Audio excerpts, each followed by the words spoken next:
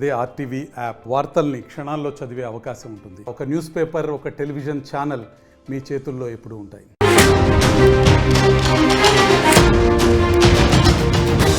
కాకినాడ జిల్లాలో దారుణం జరిగింది. ఒక విషయం గమనించండి. మీ ఇంట్లో చిన్న పిల్లలు ఉండే ఉంటారు.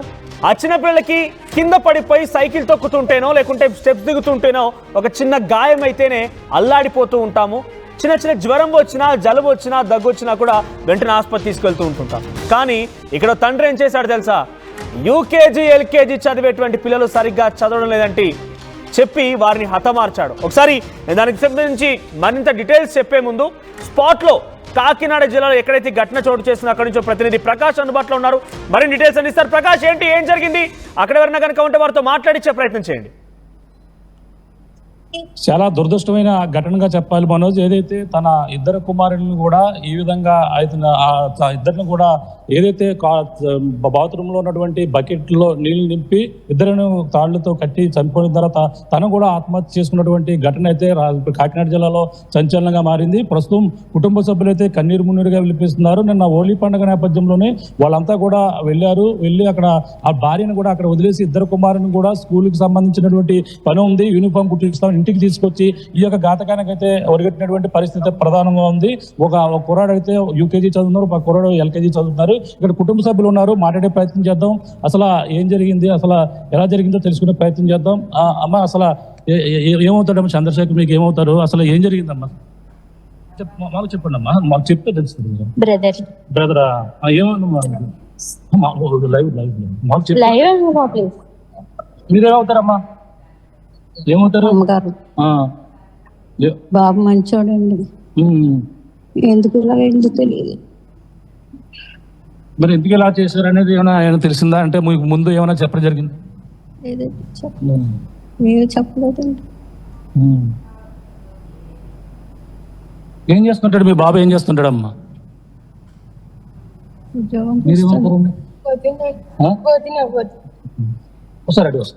చూడొచ్చు, ఇక్కడ కుటుంబ సభ్యులు అయితే మాట్లాడిన పరిస్థితిలో ఉన్నారు. కన్నీరు మున్నీరుగా విలిపిస్తున్నటువంటి పరిస్థితి ఉంది. ఇక్కడ వదిన ఉన్నారు, ఆమెతో కూడా మాట్లాడే ప్రయత్నం చేద్దాం. అమ్మ, చెప్పమ్మా, ఈ చంద్రశేఖర్ ఏమవుతారు? ఏం జరిగింది? మాకు తెలియదండి. మేము గుజరాత్ లో ఉంటాం. మాకు ఫోన్ వచ్చేసరికి అంతా అయిపోయింది. మేము ఇక్కడికి వచ్చేసరికి అసలు ఒకసారి ఏమవుతారు? మీ చంద్రశేఖర్ ఏమవుతారు? ఇంతకు ఏం జరిగింది అంటున్నారు? ఆయన చెప్పామండి, చెప్పలేమండి. ఇంకా అలా కదా, మనం అడుగుతాను, చెప్పు అసలు ఏం జరిగింది? మీ తమ్ముడు ఎలా ఉండేవాడు? ఇప్పుడు చెప్పాం కదండి. ఇంకా పోయి తీసుకోలేదు, నేను లైవ్ తీసుకోలేదు. చెప్పు ఏం జరిగింది, చెప్పు. వాళ్ళు చెప్పారు, 2 నిమిషాలు చెప్పేసి. ఏం జరిగిందో మాకు తెలియదండి. ఫోన్ వచ్చేసరికి, ఇంటికి వచ్చేసరికి హ్యాంగ్ అయి ఉన్నాడు. పిల్లలిద్దరిని అలా బకెట్ లో ముంచేసి ఉన్నాడు. ఏం జరిగిందో తెలియదు. పిల్లలంటే ఎంత అభిమానంగా, ప్రేమగా చూసుకుంటాడు. ఎంత భార్యాభర్తలు ఇద్దరు అనుకువగా అభిమానంగా ఉంటారు. ఎందుకు ఇలా చేసుకున్నాడో మాకే తెలియట్లేదండి. ఏం చదువుతున్నారు పిల్లలు? ఏం చదువుతున్నారు పిల్లలు? యూకేజీ ఒకరు, ఎల్కేజీ ఒకరు అండి. ఫస్ట్ క్లాస్ అండి. స్కూల్ ఫీజులు ఒత్తిడి వల్ల అలా చేసేసుకున్నాడని చెప్పేసి అనుకుంటున్నామండి. స్కూల్ టార్చర్ ఎక్కువైపోయింది, దాని వల్ల అలా చేసుకున్నాడు. ఇంకెంతేనండి. బాడీలు ఎక్కడ ఉన్నాయి? మార్చురీ దగ్గర ఉన్నాయండి, హాస్పిటల్లో ఉన్నాయి. అది అప్పచెప్పాలి, మేము ప్రొసీజర్ చూడాలండి. తర్వాత ఆ సమయంలో భార్య ఎక్కడ ఉన్నదో? తన భార్య ఎక్కడ ఉన్నదో? తన భార్య ఓఎన్జీసీ ఫంక్షన్ జరుగుతుంది, అందులో ఉన్నది. తను డింపు వచ్చి మళ్ళీ తీసుకెళ్తానని చెప్పి ఇలా చేసుకున్నాడు. ఇంటికి వచ్చేసరికి తన తర్వాత వచ్చి చూసుకునేసరికి తనకే అలాగే అనిపించింది. ఎంతమంది అనాథములండి వాళ్ళు? మీరు ఎంతమంది పిల్లలు? నలుగురు అండి, 2 అమ్మాయిలు 2 అబ్బాయిలు. ఆఖరి అబ్బాయి అండి. ఆఖరి అబ్బాయి ఎక్కడ చేస్తున్నారు పని? ఓఎన్జీసీ లో పని చేస్తున్నారు? కాకినాడలో చేస్తున్నారండి ఓఎన్జీసీ.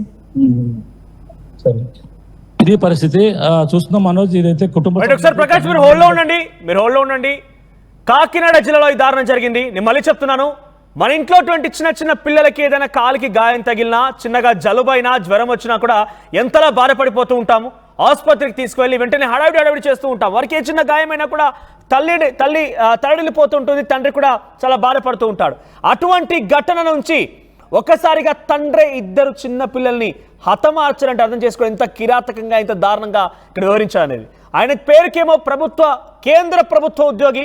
నిన్న హోలీ సందర్భంగా తన కుటుంబంతో పాటుగా ఓఎన్జీసీలో ఫంక్షన్కి వెళ్ళాడు. ఆ తర్వాత భార్యను అక్కడే వదిలేసి ఇంటికి వచ్చాడట. ఆ పిల్లలిద్దరు కూడా నిఖిల్ జోషిల్ ఇద్దరు కూడా యూకేజీ ఎల్కేజీ చదువుతూ ఉన్నారు. అటువంటి చిన్న పిల్లల్ని చదవడం లేదు సరిగ్గా మీరు అని చెప్పి ఏకంగా చేతులు వెనక్కి కట్టేసి బకెట్లో వాటర్ నింపేసి బాత్రూంలో ఇద్దరి తలల్ని అందులో ముంచేసి వారు చనిపోయారని నిర్ధారించుకున్న తర్వాత ఆయన కూడా బలవన్మరణానికి పాల్పడ్డాడు. ఆ తర్వాత చాలా ఆలస్యంగా ఫంక్షన్ ముగించుకొని భార్య ఇంటికి వచ్చేసరికి ముగ్గురు కూడా భర్త ఇద్దరు పిల్లలు కూడా విగత జీవులుగా పడి ఉన్నారు. ఎంతటి కిరాతకం అంటే చిన్న చిన్న పిల్లల్ని ఇంత దారుణానికి పొడిగట్టడం గల కారణం ఏంటి? బేసికానికి మన సైకలాజికల్ డిసార్డర్ ఉందా అనే అనుమానం కూడా వ్యక్తమవుతున్నాయి. ఇది ఒకటి కాదు రెండు కాదు. ఈ సందర్భంగా నేను మరికొన్ని కూడా దృశ్యాలు చెప్పాలనుకున్నాను. మొన్న హబ్సిగూడలో చంద్రశేఖర్ రెడ్డి అనేటువంటి ఒక ప్రైవేట్ కాలేజ్ లెక్చరర్ ఆర్థిక ఇబ్బందులు ఉన్నాయని చెప్పి అనారోగ్య బారిన పడ్డానని చెప్పి ఆత్మహత్య చేసుకునేందుకు నిర్ధారించుకున్నాడు. బలవన్మరణానికి పాల్పడేందుకు డిసైడ్ అయ్యాడు. తనతో పాటు తన భార్యను కూడా ఒప్పించాడు. ఆ తర్వాత 9వ తరగతి చదువుతున్న తన కుమార్తెని 6వ తరగతి చదువుతున్న తన కుమారుడు ఇద్దరిని కూడా ముందుగా దిండు పెట్టి మొహం పైన దిండు పెట్టి ఊపిరాడకుండా చేసి భార్యని హతమార్చిన తర్వాత ఇద్దరు కూడా డిసైడ్ అయిపోయి బలవన్మరణానికి పాల్పడ్డారు. ఆ తర్వాత విజయవాడలో శ్రీనివాస్ అనేటువంటి ఒక వైద్యుడు కూడా ఇదే రకంగా బలవన్మరణానికి పాల్పడ్డాడు. ముందుగా తన తల్లి భార్య పిల్లల్ని నలుగురిని హతమార్చి ఆ తర్వాత ఆయన బలవన్మరణానికి పాల్పడ్డాడు.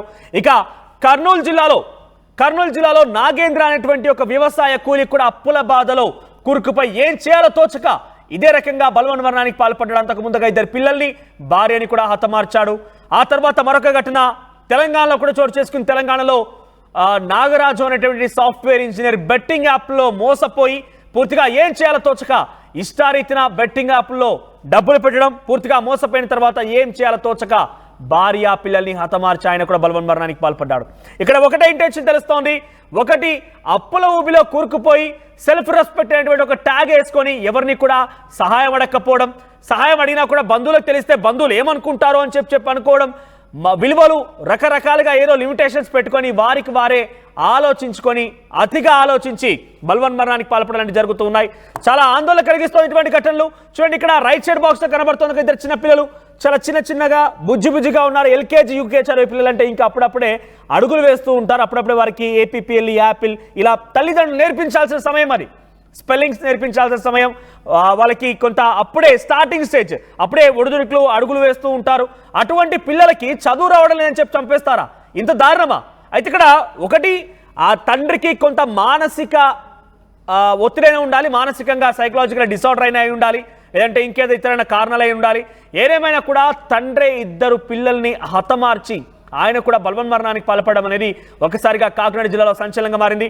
సో ప్రజెంట్ ఇటువంటి వార్తలు మనం వింటున్నప్పుడల్లా నిజంగా కొంత బాధేస్తామని చెప్పడానికి మీకు కూడా నాకు నిజంగా ఎందుకని అంటున్నా అంటే చిన్న పిల్లలండి, వారికి ఏం అభంశుభం తెలియని పిల్లల్ని ఈ రకంగా తల్లిదండ్రులు చేసే తప్పుల కారణంగా తల్లిదండ్రులు తెలుసో తెలియకో అప్పుల ఊబిలో కూరుకుపోయో ఏదే సమస్య కావచ్చు, సమస్య ఏదైనా దానికి పరిష్కారం ఇది మాత్రం కాదు. పరే ఇటువంటి ఘటనలు చోటు చేసుకుంటున్నాయి. ఎస్ ప్రకాష్ దగ్గర మళ్ళీ వెళ్తానని. ప్రకాష్, సో చుట్టినటువంటి స్థానికులు ఏం చెప్తున్నారు? చూస్తే ఆయనకి కేంద్ర ప్రభుత్వ ఉద్యోగి, మంచి అంటే కేంద్ర ప్రభుత్వ ఉద్యోగం సాధించాలంటే అంతటి స్థైర్యం అంతటి నాలెడ్జ్ ఉంటే కానీ సాధ్యం కాదు. అటువంటి వ్యక్తి ఎందుకు చిన్న పిల్లలు ఎల్కేజీ యూకేజీ పిల్లలు చదవడం లేదని చేతులు కట్టేసి బకెట్లో ముంచేసి చంపేయడం ఏంటి? మనోజ్, చాలా హృదయ విదారకర ఘటనగా చెప్పాలి. ఎందుకంటే చిన్న పిల్లలు ఇప్పుడు ఇదే వయసులో ఆడుతూ పాడుతూ సరదాగా మీరన్నట్టు A for apple B for ball ఇలా ఇటువంటి చిన్న ఊసులు నేర్చుకునే వయసు. అలాగే ఒకరైతే 1వ తరగతి, మరొకరైతే యూకేజీ. ఇద్దరు కూడా ఎంతో చక్కగా ఉన్నారు, చూడముచ్చటగా ఉన్నారు ఇద్దరు కుమారులు. అందులో ప్రధానంగా చూస్తుంటే పెద్ద కుమారుడు వచ్చి 1వ తరగతి చదువుతున్నారు, జోషిల్. అలాగే నిఖిల్ యూకేజీ అయితే చదువుతున్నారు. ఈ నేపథ్యంలో గతంలో అయితే తను ఒక ఎవరైతే చంద్రకిషోర్ ఉన్నారో, చంద్రకిషోర్ అయితే స్థానిక కాకినాడలో నుండి ఓఎన్జీసీలో అసిస్టెంట్ అకౌంటెంట్ గా పనిచేస్తున్నటువంటి పరిస్థితి ఉంది. ఈ నేపథ్యంలో మన ప్రధానంగా నిన్న హోలీ పండుగ అయితే జరిగింది. హోలీ నాడు సరదాగా వాళ్ళంతా కలిపి ఓఎన్జీసీ వాళ్ళు నిర్వహించినటువంటి ఈ యొక్క హోలీ పండుగల్లో కార్యక్రమంలో కూడా మొత్తం కుటుంబ సభ్యులతో కూడా అందరూ కూడా వెళ్ళారు. కానీ అక్కడికి వెళ్ళిన తర్వాత భార్యను మాత్రం ఆ హోలీ పండుగ ఆ యొక్క సెలబ్రేషన్ లో వదిలేసి చిన్న పిల్లలకి ఇటీవల స్కూల్లో జాయిన్ చేశాను కాబట్టి వాళ్ళకి యూనిఫామ్ కుట్టిస్తానని ఇంటికి తీసుకొచ్చినటువంటి పరిస్థితి ఉంది. ఇదే ఇంటి వరకు తీసుకుని వచ్చి వాళ్ళు ఏదైతే తన బాత్రూంలో ఉన్నటువంటి బకెట్లలో 2 బకెట్లో పూర్తిగా నీరైతే నింపారు. నీరు నింపిన తర్వాత ఇద్దరికి చేతులకు తాళ్ళు మొత్తం కాళ్ళు చేతులన్నీ కూడా కట్టి ఇద్దరు తలలో ఏవైతే ఉన్నాయో బకెట్లో ముంచినటువంటి పరిస్థితి ఉంది. వాళ్ళు చనిపోయారని తెలిసిన తర్వాత అయితే చంద్రకిషోర్ తను కూడా నిర్ధారించుకుని తను కూడా ఆత్మహత్యకే పాల్పడ్డారు. తను ఊరేసుకుని అదే ఇంట్లో ఫ్యాన్కు ఊరేసుకుని ఆత్మహత్యకు పాల్పడినటువంటి పరిస్థితి ఉంది. అంటే ప్రధానంగా తన ఆర్థిక ఇబ్బందుల వల్లే ఈ విధమైనటువంటి పరిస్థితి ఉందా లేదా అనేది కూడా అక్కడ సూసైడ్ నోట్ లో వివరాలుగా అతనైతే పొందుపరిచాడు. తను ఇటీవల ఒక ప్రధానమైనటువంటి ఒక స్కూల్లో జాయిన్ చేసి లక్షల రూపాయలు ఇద్దరికి అవుతున్నాయని ఒక సంవత్సరానికి అయితే మాత్రమే చదివించగలిగాడు. మళ్ళీ రెండో దీనికి సంబంధించి ఆ స్కూల్లో ఈ యొక్క ఫీజుల భారం భరించలేక మరొక స్కూల్లో తక్కువ అంటే మొదటగా ₹1,00,000 ఈ యొక్క స్కూల్లో ఒక 50,000 చిన్న స్కూల్లోనే జాయిన్ చేసినటువంటి పరిస్థితి ఉంది. అలాగే ప్రధానంగా చూసుకుంటే ఈ యొక్క ఫీజుల భారంతోనే ప్రకాష్ ఇక్కడ ఫీజుల కోసం అని ఏకంగా పిల్లల్ని హతమార్చుకోవడం అంటే అది రీజన్ లెస్, అది ఒక మూర్ఖత్వం అవుతుంది డెఫినెట్ గా. సో ఫీజుల కోసం పిల్లల్ని హతమార్చడం అని చెప్పే మాట ఎంతవరకు నిజం అనేది మనం పోలీసుల విచారణలో తేలాలి. కానీ ఫీజులే నిజంగా కారణమై ఉంటే కనుక చాలా మంది ప్రభుత్వ బడుల్లో చదువుకొని కూడా పెద్ద పెద్ద ఉన్నత చదువులు చదువుకున్నారు, చాలా పెద్ద స్థాయిలో కూడా వెళ్ళారు. నిజంగా స్తోమత లేకపోతే ఈ విషయం ప్రకారంగా నేను కూడా మీకు చెప్పాలనుకుంటున్నా ఆర్టీవీ ద్వారా, నిజంగా మీ పిల్లల యొక్క ఫీజే మీకు ఇబ్బందిగా కనుక ఉంటే ప్రభుత్వ బడులు చాలా బాగానే ఉన్నాయి. నిజంగా మీకు ఆ స్తోమత లేకపోతే మంచిగా మీరు దగ్గర నేర్పించుకోండి. కానీ మీ ఫీజుల కోసమని మీరు ఇంతలా ఇష్టం వచ్చినట్టుగా పిల్లల్ని చంపుకుంటారా? ప్రకాష్ ఒకసారి మీ డీటెయిల్స్ కంక్లూడ్ చేయండి. ఈ విషయాన్ని ఎవరు చెప్తున్నారు? ఫీజుల కోసమే పిల్లల్ని చంపేస్తున్నారు అని చెప్పి ఎవరు చెప్పారు మీకు ఈ మాట? అంటే తనకు ఏదైతే ట్యూషన్ నోట్ కూడా రాశారో తన ఆత్మహత్య చేసుకునే ముందు ఒక ట్యూషన్ నోట్ కూడా రాసినటువంటి పరిస్థితి, అందులోనే ఈ వివరాలన్నీ కూడా పొందుపరిచినటువంటి పరిస్థితి అయితే కనబడుతుందని చెప్పాలి. అందులో ఉన్నటువంటి ఆధారంగానే మనం అయితే చెప్పడం జరుగుతుంది. పోలీసులు కూడా ఆ ట్యూషన్ నోట్ అయితే స్వాధీనం చేసుకున్నారు. ఆ కోణంలోనే విచారిస్తున్నటువంటి పరిస్థితి ఉంది. మరొక కోణాలు ఏవైనా ఉన్నాయనే కోణంలో కూడా మరో కోణంలో కూడా విచారిస్తున్నటువంటి పరిస్థితి ఉంది. ఎందుకంటే అతనైతే ఒక ఎంప్లాయీగా చేస్తున్నప్పటికీ అతను స్వస్థలం మనకి చూసుకుంటే తాడేపల్లిగూడెం అని చెప్పుకొస్తున్నారు. అతనైతే ప్రధానంగా అక్కడ ఈ యొక్క ప్రాంతం నుంచి అయితే ఇక్కడ ఉద్యోగ నిమిత్తం ఇక్కడికి రావడం జరిగింది. ఒక సాధారణంగా ఒక మిడిల్ క్లాస్ సంబంధించినటువంటి ఒక హోదాగా కనబడుతున్నటువంటి నలుగురితో తన స్నేహితులు ఏ విధంగా అయితే ఉంటారో ఆ విధంగానే బిహేవ్ చేయాలని, ఆ విధంగానే తన పిల్లలను చదివించాలని అతను అనుకుంటాడు. కానీ సాధారణంగా ప్రభుత్వ పాఠశాలలో చదివించాలంటే ఇటువంటి వ్యక్తులకైతే కొంచెం నామోషిగా ఉంటుంది. కానీ ఈ నామోషిగా ఉన్న నేపథ్యంలోనే తను ఏదైతే ఒక ప్రభుత్వ పాఠశాలలో అంటే చేయించలేక ప్రధానంగా చూసుకుంటే ప్రైవేట్ దాంట్లో లక్షల రూపాయలు ఫీజులు ఉన్నటువంటి స్కూల్లో జాయిన్ చేశారంటే మనం అర్థం చేసుకోవచ్చు. కానీ ఆ ₹1,00,000 కాదని సెకండ్ ఇయర్ వస్తుంది కాబట్టి ఈ యొక్క ₹50,000 కనీసం ₹1,00,000 దాంట్లో కనీసం ₹50,000 దాంట్లో కూడా జాయిన్ చేశారు అన్నట్టుగా తన బావమరిది అయితే మాట్లాడినటువంటి పరిస్థితి మనం కూడా చూసాం. అందులో వాళ్ళు చెప్పినటువంటి కుటుంబ సభ్యులు చెప్పిన ఆధారంగానే మనం చెప్పడం జరుగుతుంది. ₹50,000 సంబంధించిన దాంట్లో నేను పిల్లలను జాయిన్ చేశాను, వాళ్ళకి మళ్ళీ ఈ యొక్క అకాడమీకి సంబంధించిన అన్ని ఏర్పాట్లు కూడా చేస్తున్నానని చెప్పడం జరిగింది. కానీ మానసికంగా చూసుకుంటే అతను ఈ విధంగా సైకలాజికల్ గా ఫీల్ అయ్యి ఇప్పుడే మనం 1-2 తరగతుల్లో మనకు యూకేజీలు కూడా చదివించలేకపోతున్నాను, తర్వాత తన భవిష్యత్తు ఎలా ఉంటుంది, పిల్లలు పెరిగితే ఏ విధంగా బతకగలరు, నేను ఈ యొక్క ప్రకాష్ అది పోలీసులు నిర్ధారిస్తున్నారా? తన యొక్క ఈ లేఖ ద్వారా పోలీసులు అవును నిజమే అనే ఒక ఆలోచన నిర్ధారణకు వచ్చారు. ఎందుకంటే చూడడానికి కేంద్ర ప్రభుత్వ ఉద్యోగి అంటున్నారు. మీరు ఉన్నటువంటి అపార్ట్మెంట్ ఆ దృశ్యాలు చూసినా కూడా కొంత హై క్లాస్ అపార్ట్మెంట్ లానే కనబడుతుంది. అటువంటి దాంట్లో ఉండేటువంటి వ్యక్తికి పిల్లల్ని చదివించడం భారంగా మారిందనంటే పోలీసులు ఏం చెప్తున్నారు? అంటే పోలీసులు అయితే ఇంకా నిర్ధారణ అయితే రాలేదు మనోజ్. అంటే ఈ యొక్క వాళ్ళ కుటుంబ సభ్యులు చెప్పిన ఆధారంగానే లెటర్లో ఈ విధంగా రాశారనేది వాళ్ళు చెప్తున్నటువంటి వాదనగా చెప్పాలి. వాళ్ళ ఎవరైతే వాళ్ళ బావమరిది ఉన్నారో ఈ యొక్క తనకు సంబంధించినటువంటి తమ భార్యకు సంబంధించిన సోదరుడు కూడా మనకి ఆ మాట్లాడినటువంటి వీడియో కూడా ఉంది. ఆ వీడియోలో మాత్రమే ఇటువంటి విషయాలన్నీ కూడా బయటకు వచ్చినటువంటి పరిస్థితి. కనీసం స్నేహితులతో అన్నా షేర్ చేసుకుంటే బాగుండేది, లేకపోతే మాతో అన్నా చెప్తే బాగుండేది అనేది కూడా వాళ్ళంతా కూడా అయిపోయిన తర్వాత చెప్తున్నటువంటి పరిణామం. కానీ ఇతను చూసుకుంటే ఒక మానసిక స్థితికి అయితే బాగోలేక ఎవరిని కూడా అడగలేక అడిగితే ఎవరు లేదంటారనే ఉద్దేశంతోనే ఈ విధంగా చేసుకుంటొచ్చని అయితే అందరూ కూడా భావిస్తున్నటువంటి పరిస్థితి. ఇదే అపార్ట్మెంట్ మనం చూస్తున్నాం, ఇదే అపార్ట్మెంట్ శ్రీదేవి భూదేవి సంబంధించినటువంటి అపార్ట్మెంట్ మనం చూస్తున్నాం. ఈ అపార్ట్మెంట్ లోనే సెకండ్ ఫ్లోర్ లో 202 సంబంధించిన రూమ్ నెంబర్లో ఉంటున్నారు. అంటే ఇక్కడ మూడు అపార్ట్మెంట్లు ఒకేలా ఉన్నాయి. అందులో మిడిల్లో ఉన్నటువంటి సెకండ్ అపార్ట్మెంట్లోనే ఈ యొక్క ఎవరైతే చంద్రకిషోర్ ఉంటున్నారు, చంద్రకిషోర్ అయితే గత కొన్నాళ్ళ నుంచి కూడా ఇక్కడే ఉంటున్నారు. ఇది యొక్క అపార్ట్మెంట్ అయితే రెంట్ తీసుకుని తన ఉద్యోగ నిమిత్తం ఇక్కడికి వచ్చినటువంటి పరిస్థితి అయితే కనబడుతుంది. కానీ ఇప్పుడైతే మృతదేహాలు ఎవరైతే ఈ యొక్క చిన్నపిల్లల ఈ సంఘటన జరిగిన వెంటనే పోలీసులు సంఘటన స్థలాన్ని చేరుకున్నారు. తన భార్య ఏదైతే హోలీ జరుగుతున్నటువంటి ఓఎన్జీసీలో అక్కడి నుంచి రావడంతో ఈ యొక్క పరిస్థితి అయితే కూడా చూసి ఒక్కసారి అవాక్కవి ఒక్కసారిగా పోలీసులు సమాచారం ఇచ్చారు. కుటుంబ సభ్యులు కూడా సంఘటన స్థలానికి అన్ని కూడా చేరుకున్నారు. కానీ మృతదేహాలు కాకినాడ ప్రభుత్వ ఆసుపత్రికి అయితే తరలించి పోస్ట్ మార్టం అయితే చేస్తున్నటువంటి పరిస్థితి ప్రధానంగా ఉందని చెప్పాలి. మూడు మృతదేహాలు ఈ విధంగా చనిపోవడంతో కాకినాడ జిల్లాలోని ఈ ఘటన అంటే ఇద్దరు కుమారులను ఈ విధంగా చంపేసినటువంటి తండ్రిని ఈ విధంగా మొత్తం ఎందుకు చేశాడనేది కోణంలో కూడా రకరకాలుగా కూడా చర్చ జరుగుతున్నటువంటి పరిస్థితి అయితే కనబడుతుంది. ఏం జరిగింది, అసలు ఎందుకు ఈ విధంగా చేయవలసి వచ్చింది అనేది కూడా పోలీసుల విచారణలో తెలియాల్సిన పరిస్థితి ఎంతైనా కనబడుతుంది. మనోజ్. రైట్ ప్రకాష్, మొత్తం మీద ఈ ఘటన కొంత కాకినాడ జిల్లాలో కలిసివేస్తోంది. ఒకసారి ఈ ఘటన పైన అక్కడ పిల్లల మామ అంటే ఆ పిల్ల తల్లికి సంబంధించిన సోదరుడు కూడా మాట్లాడుకొచ్చాడు. ఏం జరిగింది, ఎందుకు ఇలా చేయాల్సి వచ్చింది చెప్పుకొచ్చాడు. ఒకసారి ఏం మాట్లాడారో చూద్దాం. శంకర్ అండి, ఈయన మా బావగారు. ఈయన ఎంకామ్ చదువుకొని ఎంబీఏ చేసి ఓఎన్జీసీలో జాబ్ వచ్చిందండి. తర్వాత 7 years అయింది మా సిస్టర్ మ్యారేజ్ చేసుకొని. వీరికి 2 బాబులు అండి. బాబుకి 4 years, బాబుకి 6 years. కారణం లేదండి, అసలు చదువులు పిల్లల్ని చదివించలేకపోతున్నాను. ఇప్పుడే స్కూల్ మార్చారు రీసెంట్గానే. ఎల్కేజీని ఫస్ట్ క్లాస్ బాబుకి. స్కూల్ మార్చడంలో ముందు సంవత్సరం కట్టిన లక్ష ఫీజు, 2 లక్షలు అంత ఫీజు ఇప్పుడు చిన్న స్కూల్లోకి మార్చానంటే వేరే 50,000 అంత. చిన్న స్కూల్ అంటే చిన్న స్కూల్ కూడా కాదు, 50,000 స్కూల్లోకి మార్చానని ఆయనే నేను తగ్గిపోయాను, నేను పిల్లల్ని చదివించలేనేమో, పిల్లల్ని ఏమి భవిష్యత్తులో ముందు తీసుకెళ్ళలేమో అన్న భయం బాధ పెట్టేసుకొని మాతో ఎవరితో కూడా కొంచెం కూడా చెప్పలేదండి. మా వైపు చాలా మంది బంధువులు ఉన్నారు, వాళ్ళ వైపు చాలా మంది బంధువులు ఉన్నారు. ఎవరికి చెప్పినా సలహా ఇస్తారు. వాళ్ళ ఫ్రెండ్స్ ఉన్నారు. ఆయనే ఫీల్ అయిపోయి ఆత్మన్యూనతాభావం మరి ఏముంది తెలియదండి. అంత పిల్లల్ని తీసుకొచ్చేసి పిల్లల్ని ఇచ్చేసి ఆయన కూడా ఆత్మహత్య చేసుకున్నారు. ఆ టైంలో మా సిస్టర్ని తీసుకెళ్ళి ఓఎన్జీసీలో హోలీ వేడుకల్లో అక్కడ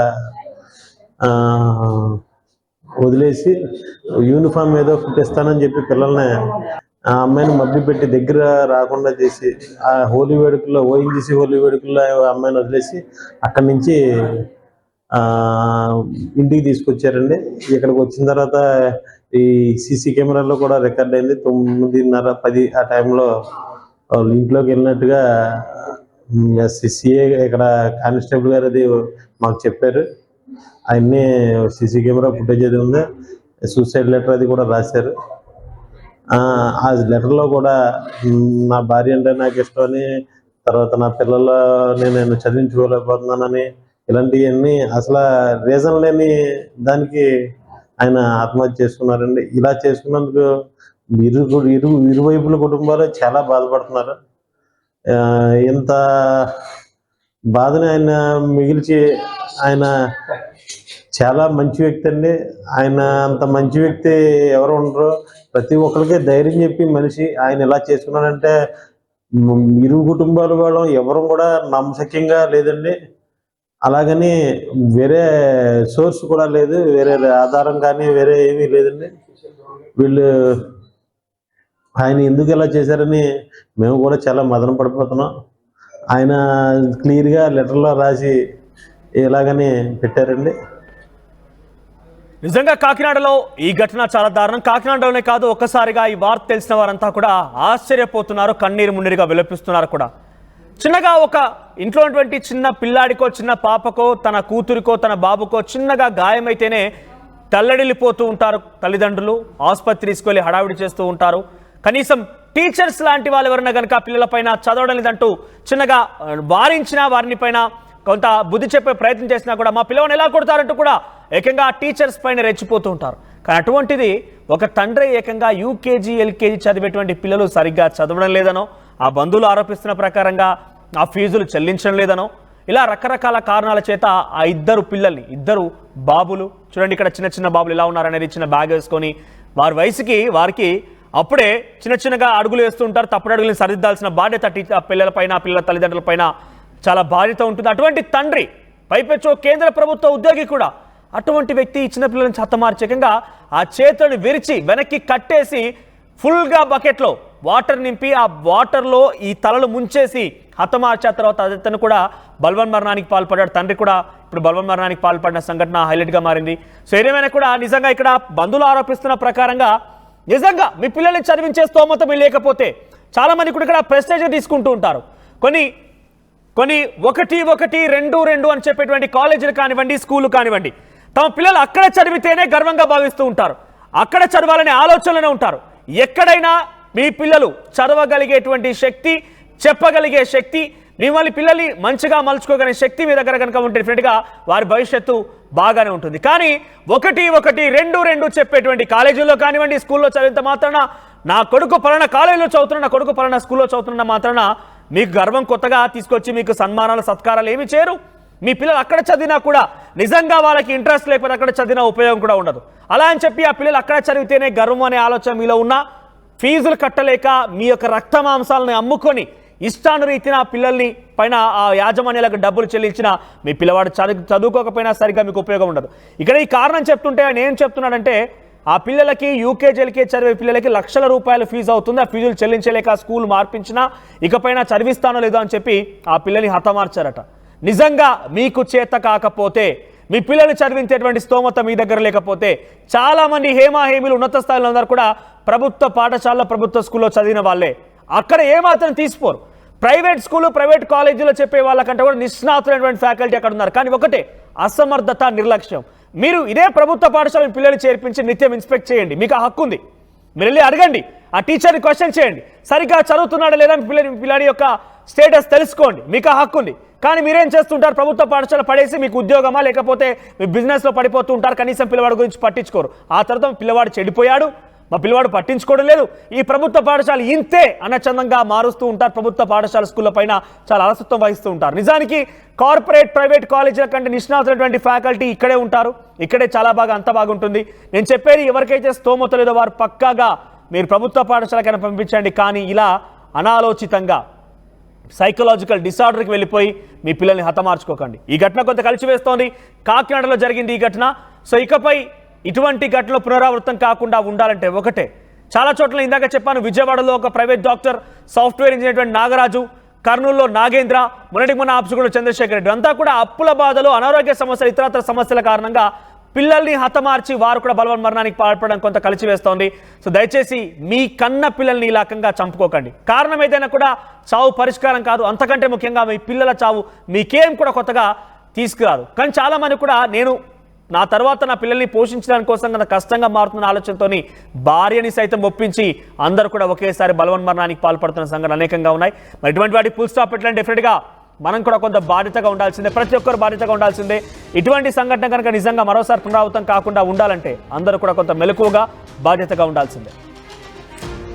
యూపీఎస్సీ ఫలితాల్లో 84కు పైగా ర్యాంకులతో ప్రభంజనం సృష్టించి నేడు ప్రకటించిన తెలంగాణ గ్రూప్ 1 ఫలితాల్లో 100 మందికి పైగా 430 కంటే ఎక్కువ మార్కులు సాధించిన ఏకైక అకాడమీ విష్ణు ఐఏఎస్ అకాడమీ.